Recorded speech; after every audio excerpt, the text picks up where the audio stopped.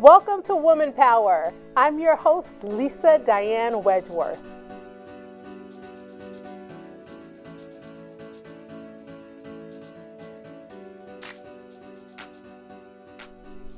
Joining us today are Mary Sue Milliken and Susan Feniger, Santa Monica cookbook authors and restaurateurs who recently opened Sokolo, a California canteen and Mexican pub. So ladies, you met in the 1970s in Chicago at a French restaurant. How did working in a French restaurant lead to a lifetime passion for Mexican cuisine? Well, I think we always, started out in each kitchen we worked in, we separately and together at the bottom of the, peeling garlic and shallots, and that's really where a lot of the Hispanic guys were also cooking, and we kind of fell in love with they would bring in chilies in their pocket and make like a salsa to go with the staff meal. Yeah, they would make these staff meals and make this salsa in like 5 minutes and be like, wow, that is delicious. And we'd be working, this is, way back, I think from the time we both first started working in restaurants, they'd make some really fantastic meal and you'd think like, okay, where can you go get this out in the world? And it was very hard back then in the late 70s to go get great, Mexican food. Yeah. Especially in the Midwest. Yeah, especially in the So was that your first exposure to Mexican food? I guess Yeah, well, other than those hard shell tacos with the orange cheese. Right. yeah, sour cream. and ground beef. Yeah. And the ground beef With the on taco there, flavor. Yeah. So Taco Bell. you're introduced to Mexican cuisine and you just fall in love with it and you just know instinctively that this is what you want to pursue? I think it was, you'd have for many years, because I think we both trained in French restaurants. As Mary Sue said, separately. I was in Kansas City, in New York at the Culinary Institute, then to Kansas City, and then to Chicago, which is where Mary Sue and I met in a really fabulous French restaurant. But all those restaurants that were sort of high-end French places had this strong prep team, and most of them were Hispanic guys and some women. Yeah. And I think we both just loved the food. I don't think at that point either one of us were thinking, we're going to open a restaurant. Right. No, but we had a little cafe on Melrose, and we had the opportunity to move to a much bigger quarters. Yeah. And so we kept that little cafe, and we were going to either turn it into a Japanese noodle house or a taco stand, because it was tiny, 900 square feet. And that's when we really fell in love with Mexican food, because we decided on a taco concept, and we flew to Mexico City and rented a little VW bug and drove all over Mexico, tasting food for 3 weeks. I love that. Writing recipes, and we came back and we just opened it. Eating all day, all night, on the street, every stand we'd pass, and it was just like, well, that would be interesting, or that would be, well, we could do this. And we could improve on that because, we had the French training. Oh, that's beautiful. So you guys, you travel and you open this cafe on Melrose, and you've really been this great team. Can you share with us a story where the two of you helped each other become the women that you are today?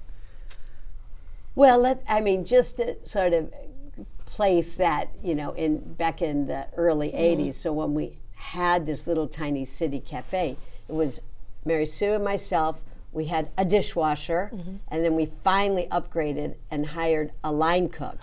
And the kitchen was, we initially started with 2 hibachis in the parking lot out back without even a stove. Wow. So then we put a stove in. And I think, one of the probably pivoting points for us was when Julia Child walked into our little tiny kitchen, knocked her head on the pans when she leaned over, and that was the first time we met her. And that sort of began a relationship that I think in many ways set a path for us of someone who was so humble and so giving and taught us so much about learning and loving food and how to, and just with respecting, cooks from all all parts of the world. And she just, I think, was sort of a perfect example for us way early on in our career. So Julia Child walks in. Is this a surprise? Did you know she was coming? Like, how did this happen? No idea. How did she hear how did she hear about you? I think she heard about the restaurant. I think we had a write-up early on in Gourmet magazine, and she was spending time in Santa Barbara, like part of the year, she and her husband, and so she was just, gangbusters, wanted to try all the new things, the hip cool new little cafe. I think she must have heard about the dish we had first. One of the first dishes we put on our tiny little hibachi and one little burner was veal tongue with lobster sauce and pears. It was like our one special. Wow.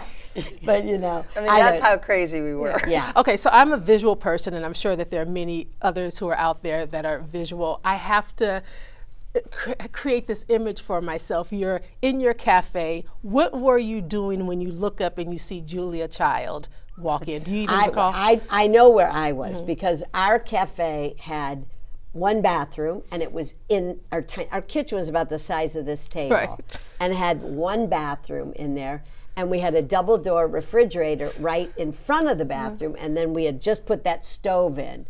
I think Mary Sue was behind the stove, and I was on the floor digging things out of the bottom of the refrigerator, trying to organize because we ordered so much food to try to have all these choices. And I hear her voice leaning over. She's saying hi to Mary Sue. I'm on the floor in front of the bathroom. And I think that was my first recollection of her. So Julia Child is a leader in the culinary world. I mean, she's part of this amazing lineage that the two of you are now a part of, right? What does it mean? What does it feel like? What does it look like to be a woman leader in the culinary arts? I think, we've had an amazing career, each of us separately, but we've been partners 38 years. Wow. And it's been it's a marriage. Yeah. And it's been such an adventure and a journey, and we've just been so fortunate to have all kinds of experiences. We wrote cookbooks, 5-6 cookbooks. We've had TV shows. We started Good Food on KCRW right here at Santa Monica College, and we literally, having a partner to do that with is kind of amazing. Yeah. And I find that the times that, I really value the partnership most is when, there's a failure or something goes wrong. When all things are good, that's kind of, not when you really need a partner. But I think, no, I forgot what the original question was. Just as leaders. Being a woman. Yeah. I think I've learned to be a leader, but I don't feel any different than I did as a 20-year-old punk. I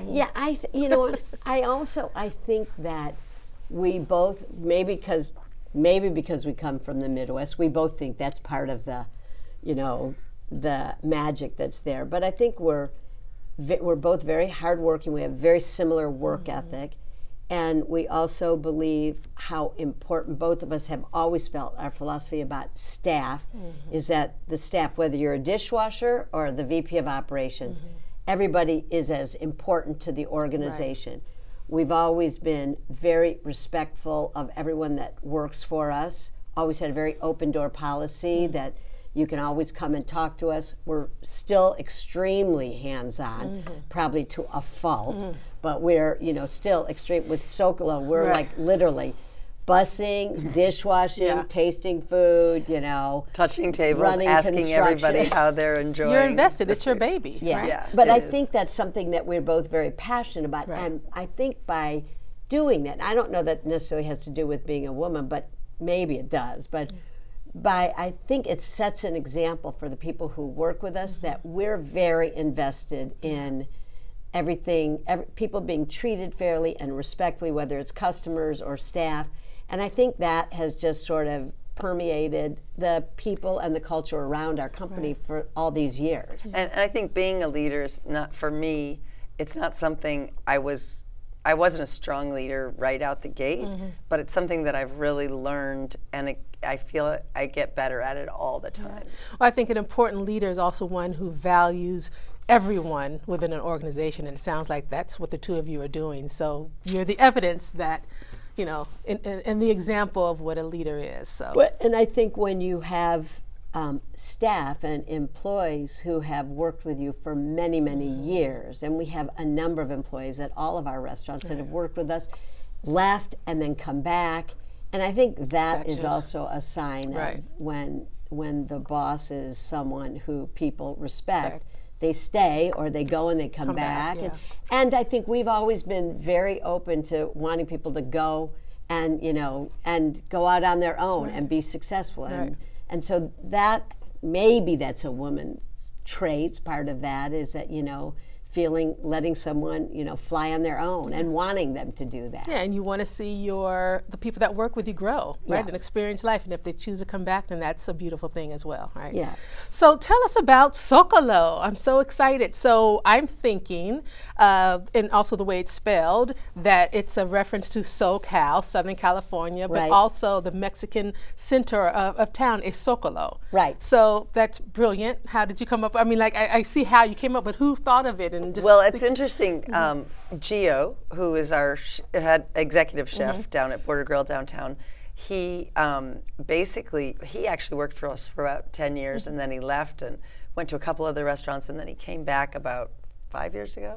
Yeah. And we're very collaborative, so everybody in the organization is trying to come up with a name for the restaurant. List of names passed around. Who votes on this? Who Right. votes on that? And Gio came up with Sokolo. I love it. I mean, I think the concept of it works perfectly because whenever we go to Mexico and we go with some of our chefs or some of our managers, what we love is that 10 o'clock at night in the town squares where people are hanging out, talking politics. They're there with their kids, with all their family, and eating on these great street carts. And it's a gathering place. And what we wanted in Santa Monica, because it's such a great community, was a place where people could come in 7 a.m., have coffee, breakfast, great tea, great avocado toast with savory granola, be able to come in, hang out, and then be there late at night and have, a really yummy dinner, and it be affordable and also interesting, and use the farmers market. So we wanted this sort of community gathering I love place. it. So the name worked. Yeah. So, so Sokolo, or, sort of play on Zocalo. Yeah, I love it. So what can we expect? What each of you tell me an item from the menu that you just love and you just want us to know about so we can rush on over and try it. Oh my gosh, that's like, which of my children do I like the best?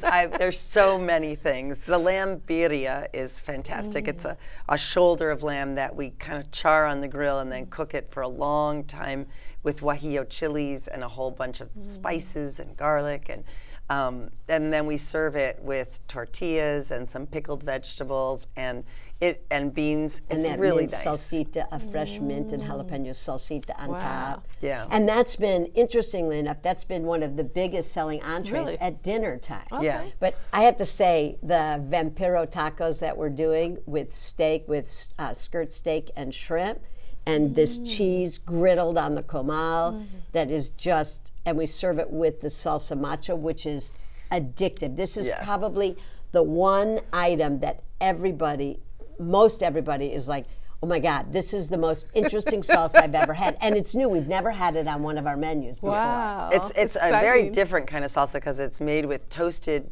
pepita seeds and sesame seeds and almonds, and then 3 chilies: chipotle, the smoky one, arbol, and guajillo, and they're all toasted really heavily in oil. Not fast, but just till they're really toasted brown.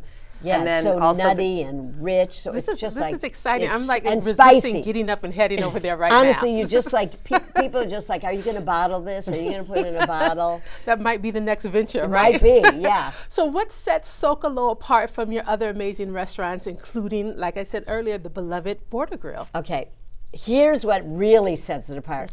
Free parking. Oh, we love that in Santa Yes, Monica. right? Free parking. Right under the Gateway Hotel, Oh, I which love is it. just fantastic. And the Yeah. owners of that hotel have been like, we love them. They're And fabulous. We've been evolving our concept of Border Grill and our kind of relationship with Mexican food for a long time. When we started out, everything had to be authentic. Yeah. We had to call it, the authentic Panuchos name. or gorditas. And no, nobody knew what a panucho was.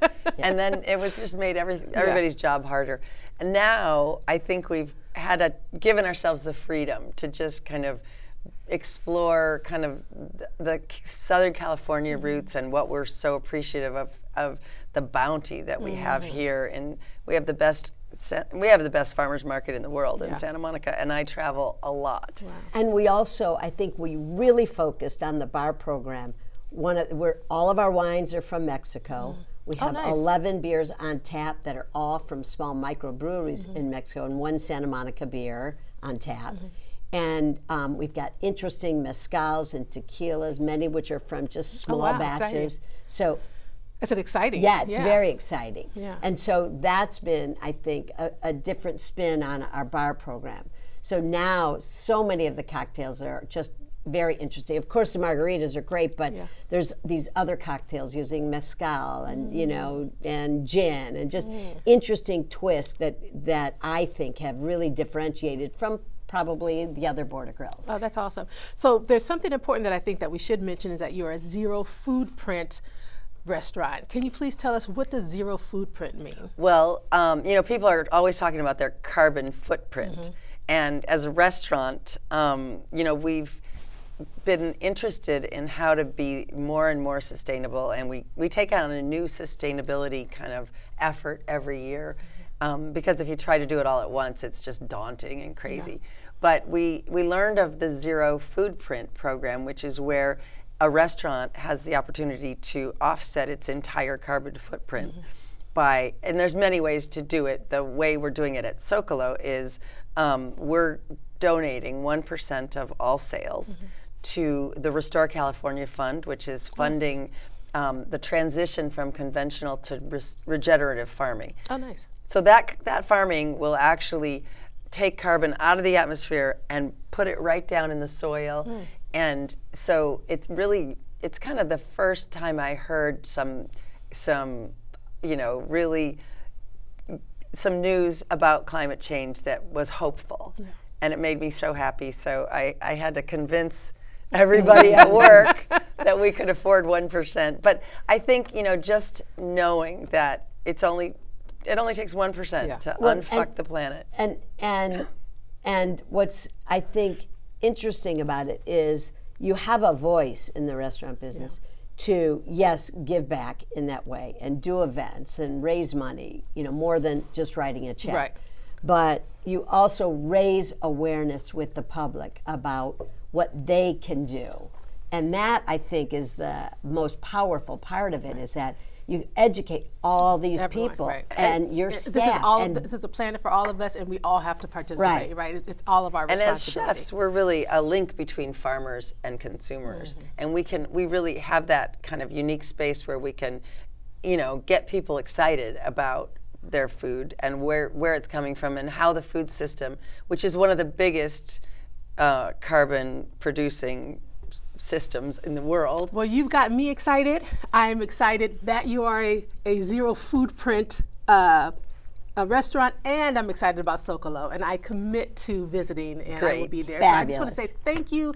So it has been a pleasure and an honor to meet you both and to just have you here in this space and for joining us. But I do have one more question for you. Which herb or spice could you just not live without? Black pepper. Really? I was expecting something really exotic. No, I really love black pepper. And for you? Well, if we're going to go that basic, salt. For sure. Then one joke is that here comes Susan Mary Sue, add salt, add acid. Thank you so much. It has been a pleasure. Thank you. Thank you. It was great to be here. Yes. This is really exciting. I definitely will be there. I can't wait. I'll have to try to